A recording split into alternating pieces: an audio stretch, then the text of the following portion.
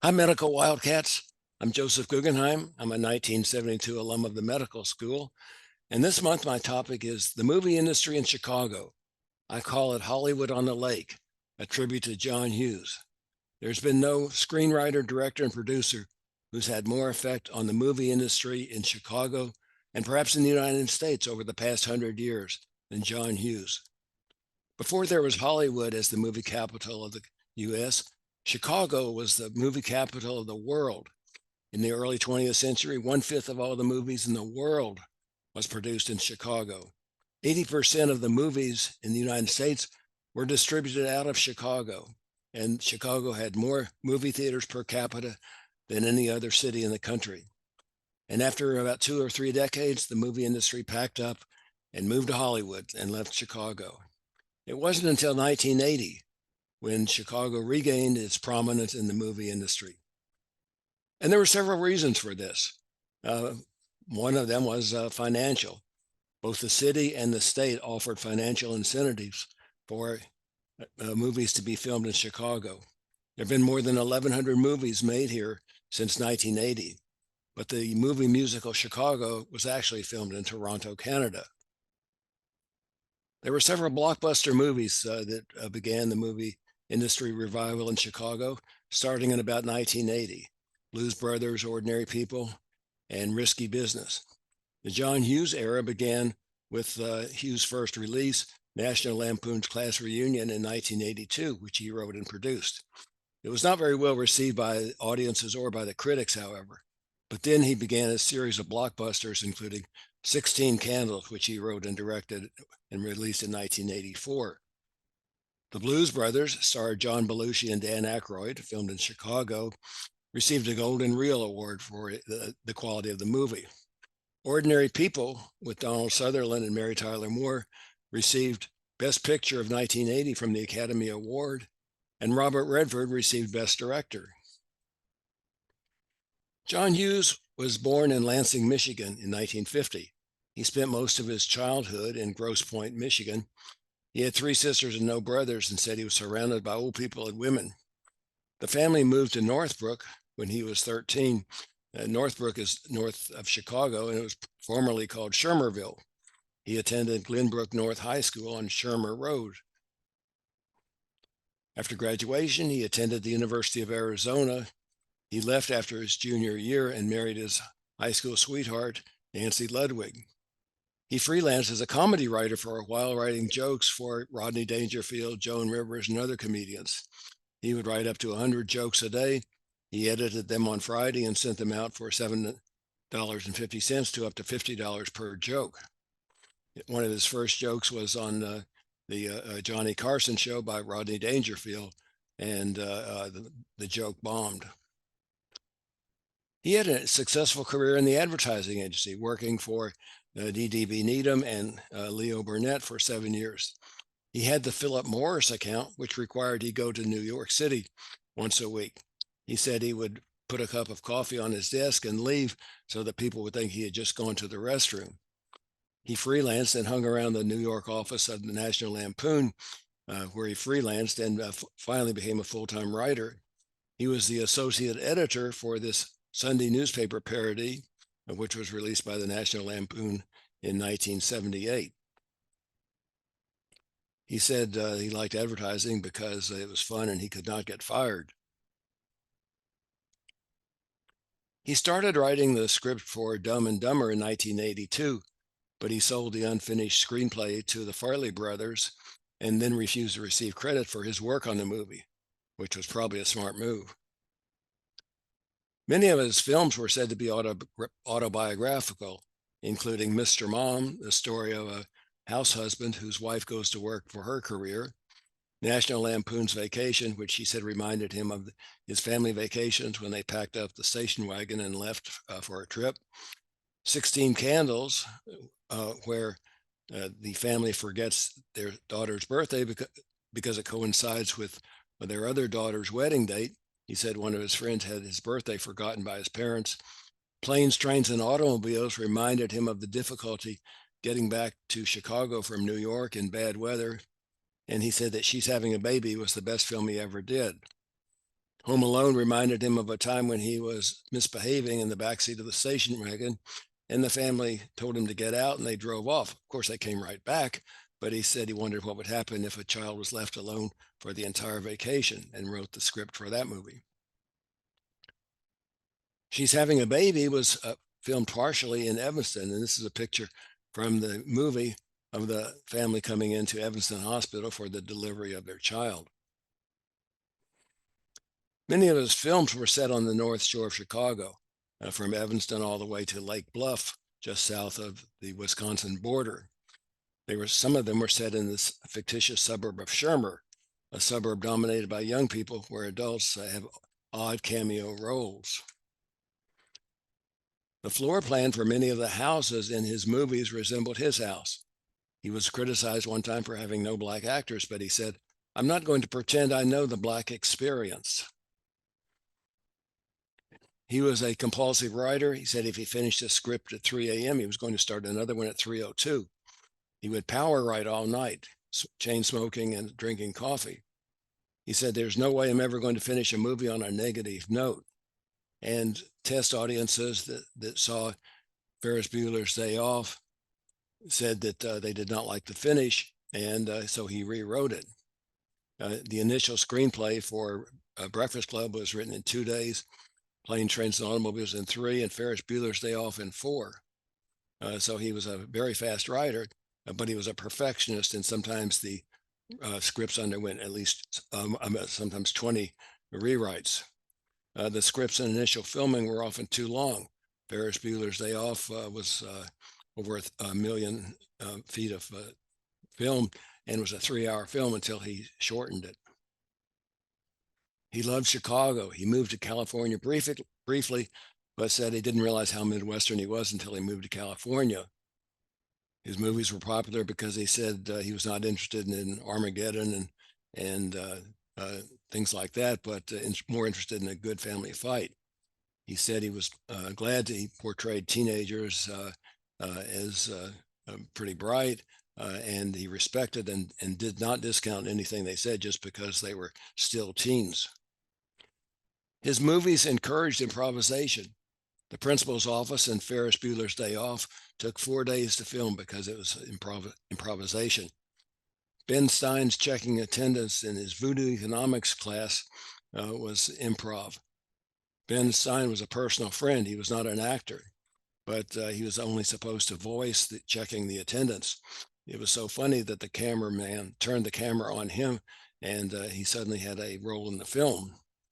John Candy was one of his personal friends, and he was considered the master of improvisation. He encouraged collaboration with the cast. He said his dream was to make a movie with John Candy with no script, just allowing him to do improv with just a camera, a box of film, coffee, and Teamsters. He also wanted to own a gentleman's farm like John Candy had in Canada. He bought some property in northern Illinois, and when he found out that had the second highest elevation of any site in Illinois, he had soil brought in to raise the height so that he would have the highest place in Illinois. He enjoyed going to music clubs and listening to music with Candy.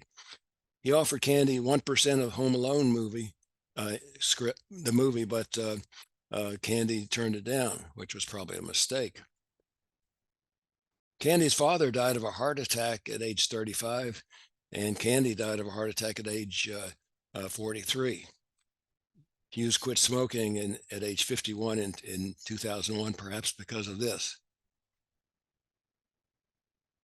He said he entered the head of young people without judgment and often portrayed them as smarter than the adults around them. Adults were pictured as strange creatures, often failing to listen to what their children say. His movies had a lot of conflict between various groups, and they did not include race, drugs, or political protest, but instead include the rivalry between the social groups in high school, the outcasts, the geeks, the high income, and the low income groups. And his characters were emotionally honest and instantly recognizable. He said he liked to choose young actors before they had been discovered. And these are 4 of those that he made into stars. He loved music. He loved music ever since high school, and he had a huge collection of music. He said the only reason I got into movies was because I had no music talent. He collected rare and import records and frequented music clubs. Introduction of an artist on one of his films was often the big break for that artist.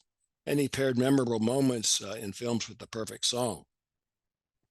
Critic Elvis Mitchell said it was the smartest use of contemporary music a director has ever had on a consistent basis. And these were some of the songs that were from his movies. One of my favorites is John Cryer's lip syncing in Pretty in Pink. In the 90s, he shifted gears a little and had an all adult cast movie, Planes, Trains, and Automobiles, in 1987.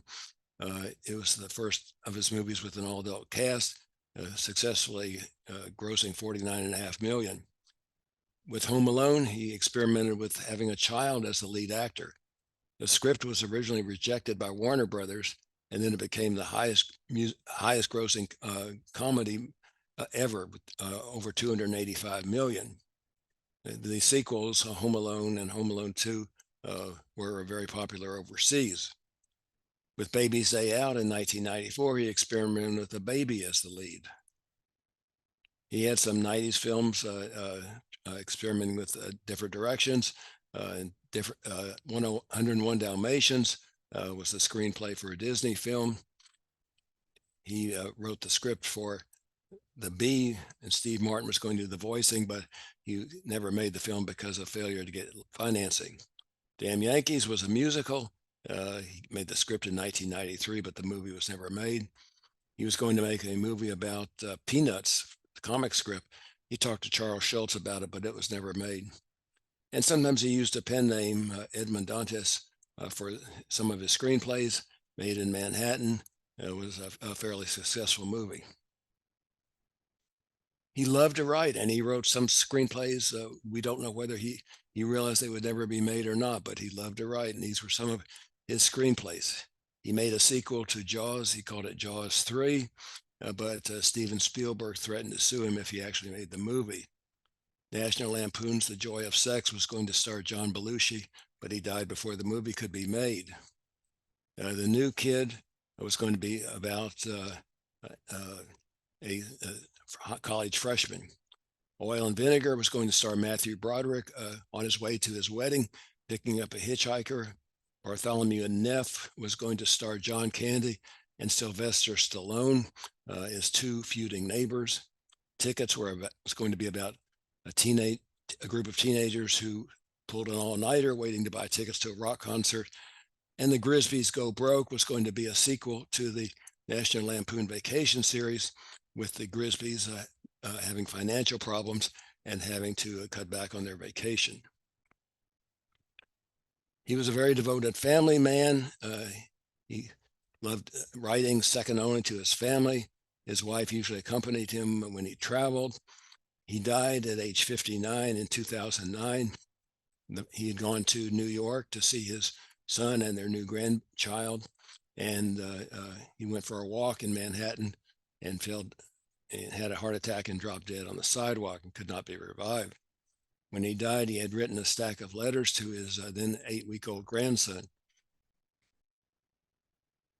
His contemporaries loved him and had great admiration for him. Steve Martin said he was a great director, but his gift was screenwriting. He had deep and complex characters, rich in humanity and humor. And Ben Stein said we'll never see the likes of him again. He was the Wordsworth of his generation. Great, great, great genius, and a friend and a family man and a poet. This picture was made when a group from Northwestern went to his home in Lake Forest to interview him. He granted very few interviews. When we lost him, we lost a great artist, but there have been people who are also very talented that are now making movies. And Nathan Crowley and Christopher Nolan. Crowley said that he was a production designer, which is responsible for the look and feel of the entire film. The two of them teamed up to make 4 movies in the Chicago area. 2 of these were Batman movies, Batman Begins and The Dark Knight.